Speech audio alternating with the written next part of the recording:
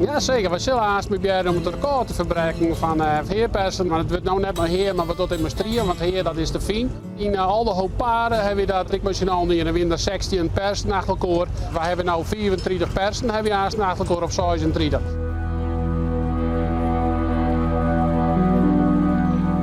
Dus ik heb mezelf uitkomen steeds, maar ja, dat is wel heel spannend. En, als iedereen mooi werkt en dat iedereen het altijd wat lukt, ja, dan geef je dat heel natuurlijk. Ik zit er net doorheen.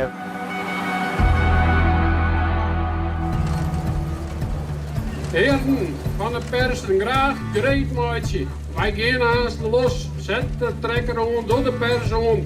Kijk naar je ballon rennen en dan geef je los.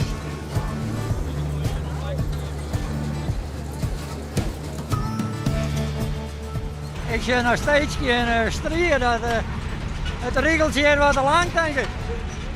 Ja, want wat dat dan gaat, ik zie het ik al te wachten van in die recordpoging nou al begonnen of we moeten het nou beginnen. Ja, het ben ondergaan. Het begint bij de eerste pers en dan gaat het naar de tweede en naar de derde en wij willen eerst aan de beurt. Ga je al aan de beurt west? Nee. Het strieën gaat er alle persen heen en het laatste komt het weer. Hoe gaat het? Nou, net zo goed. We gaan eerst een trekker in steken en dan gaan we een pers steken en die andere pers weer steken.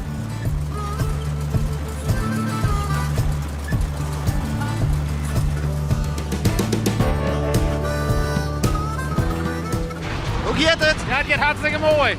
Ja, hij is zweten maar kleren, hij wil graag roeren. Dus dat mag nog net. Nou hapert het in het begin wat met deze recordpoging.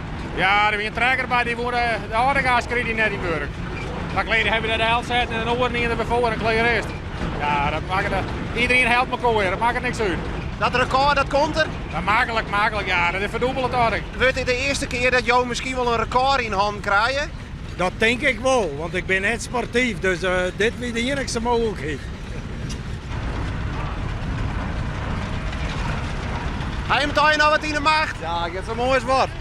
De persen die ben er net verstoppen, dus ja, ik krijg al even in, maar voor de rest gaat het hartstikke mooi.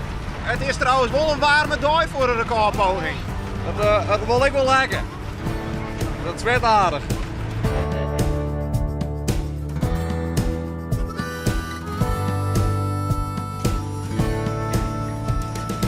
Maar dat record, dat komt er al. Ja, zeker. Maar hier 34 persen, we nou 33, dan maar hier minder. Dus dat komt eigenlijk goed, jongens. We hebben de 16 voorbij, dus dat is hartstikke mooi. Top.